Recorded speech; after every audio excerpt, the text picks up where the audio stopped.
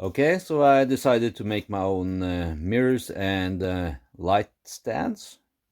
So we'll see how that goes.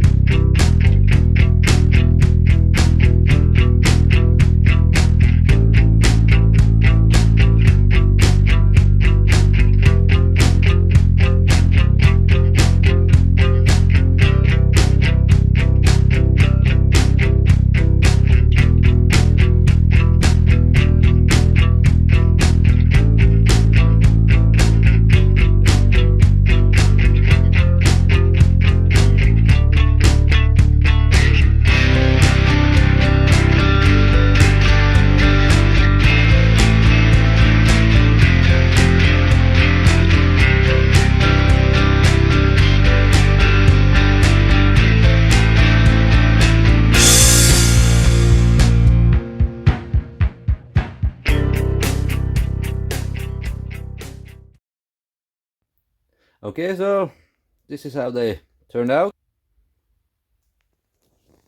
I'm pretty happy with them, actually.